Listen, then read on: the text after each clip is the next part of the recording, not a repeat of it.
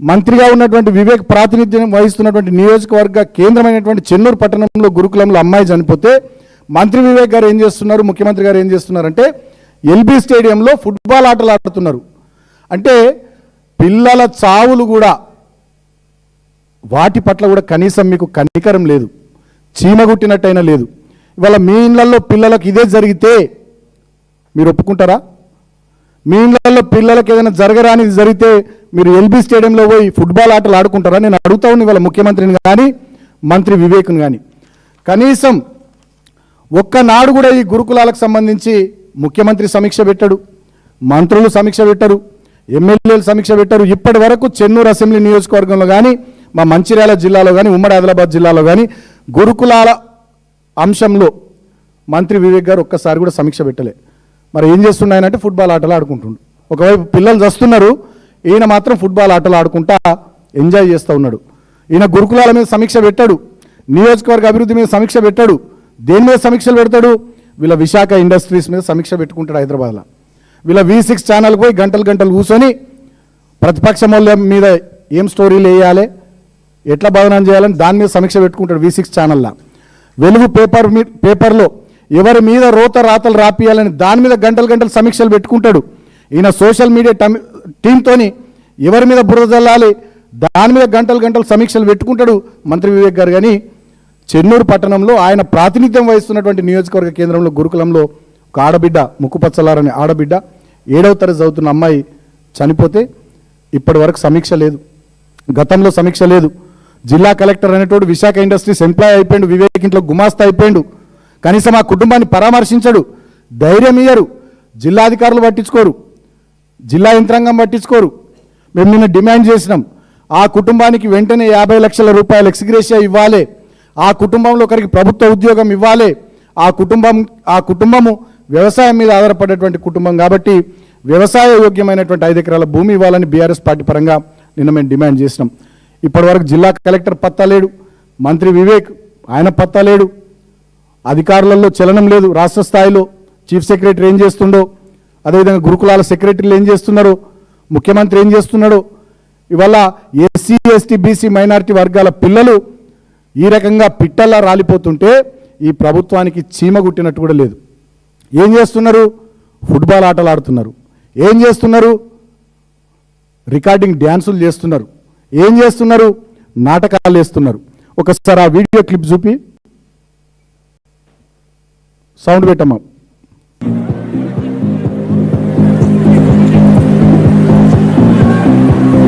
Honorable Chief Minister is playing for Team A here. We can see Team A is green team defended it.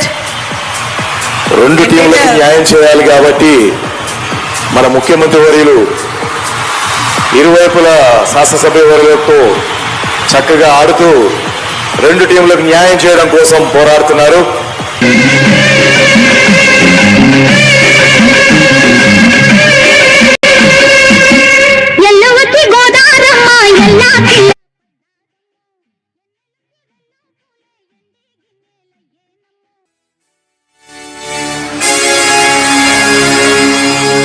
ఆనాడు ఏదైతే కర్నూల్ని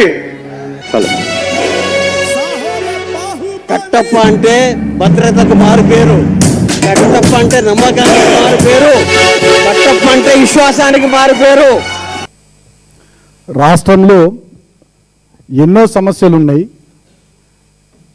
రైతాంగమంతా urea కోసం బాధపడుతూ ఉన్నారు. Current చక్కగా వస్తలేదు, నీళ్లు చక్కగా లేవు, పండిన పంటలు వంటలేరు, రైతులు ఇబ్బందులలో ఉన్నారు. సింగరేణి కార్మికులు మా ప్రాంతంలో మెడికల్ బోర్డు పెడతలేరు, వాళ్ళ పిల్లలకు వారసత్వ ఉద్యోగాలు ఇస్తలేరని వాళ్ళు బాధలో ఉన్నారు. గురుకులాల్లో ఈ విధంగా పిట్టల్లాగా పిల్లలు రాలిపోతూ ఉన్నారు. ఆటో డ్రైవర్లు ఇబ్బందులు పడుతూ ఉన్నారు. నిరుద్యోగులు నోటిఫికేషన్లు ఇవ్వండి, జాబ్ క్యాలెండర్ ఇవ్వండి అని, నిరుద్యోగ భృతి 4000 ఇవ్వండి అని వాళ్ళు అడుగుతూ ఉన్నారు.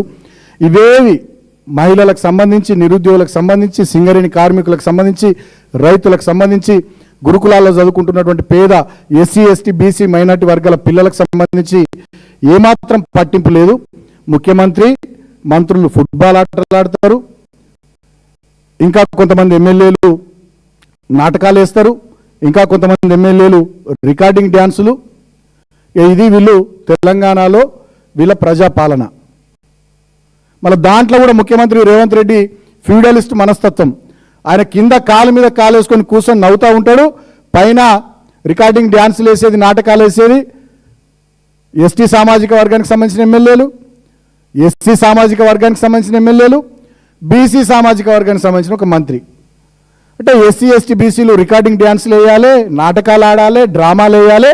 ఈ ఫ్యూడలిస్ట్ ముఖ్యమంత్రి రేవంత్ రెడ్డి కాలు మీద కాలు వేసుకొని కింద కూర్చొని తమాషా చూస్తుంటాడు, నవ్వుతూ ఉంటాడు. ఇది రాష్ట్రంలో జరుగుతున్నటువంటి ప్రజాపాలన. ఇది దేనికి నిదర్శనం? తెలంగాణలో చైతన్యం ఎక్కువ, విప్లవోద్యమాలకు పుట్టినిల్లు ఒకప్పుడు. అదేవిధంగా బహుజన సామాజిక దళిత గిరిజన ఉద్యమాలకు వేదిక తెలంగాణ. ఎంతో చైతన్యవంతమైనటువంటి గడ్డ. ఇక్కడి నుంచే ఎన్నో ఉద్యమాలు దేశవ్యాప్తంగా విశ్వవ్యాప్తంగా ప్రజల్ని కదిలించే విధంగా ముందుకు వచ్చినటువంటి ప్రాంతం. ఫ్యూడలిస్ట్ విధానాలకు, పెత్తందారి పోకర్లకు వ్యతిరేకంగా పోరాటం చేసినటువంటి గడ్డ. ఆ గడ్డ మీద ఇవాళ ఈ ముఖ్యమంత్రి కాలు మీద కాలేసుకొని ఫ్యూడలిస్ట్ లాగా, నయా జమీందార్ లాగా రేవంత్ రెడ్డి కూర్చుంటాడు. ఎస్సీ ఎస్టీ బీసీ ఎమ్మెల్యేలు మంత్రులు రికార్డింగ్ డ్యాన్సులు, నాటకాలు, డ్రామాలు. ఇది జరుగుతున్న ప్రజాపాలన. ఇక ఈ ముఖ్యమంత్రి మాట్లాడతాడు అసెంబ్లీలో.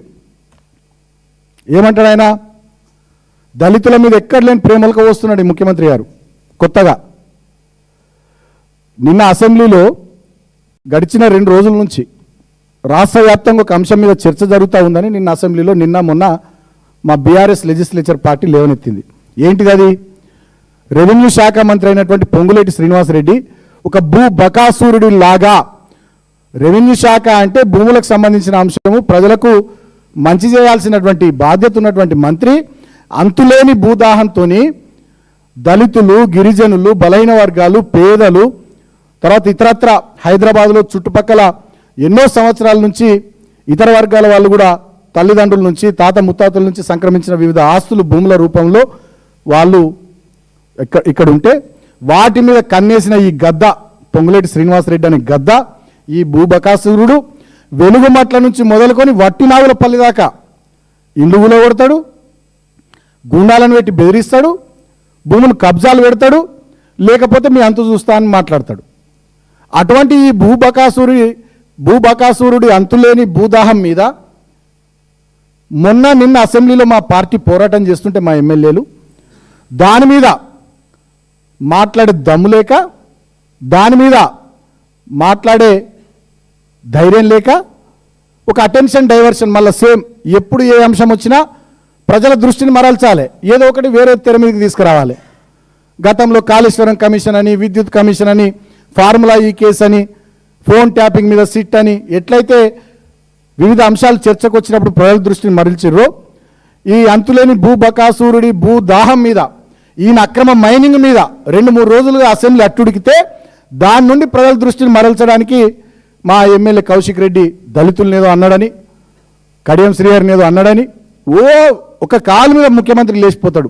ఇక దళితుల మీద ఎక్కలేని ప్రేమ, మామూలు ప్రేమ కాదు. ఆ ప్రేమ చూసి దళితున్నైనా నాకే అబ్బా అనిపించింది. అంతులేని ప్రేమలకు వస్తున్నాడు ఈ ముఖ్యమంత్రి. ఆ ప్రేమలకు వసేటటువంటి ముఖ్యమంత్రి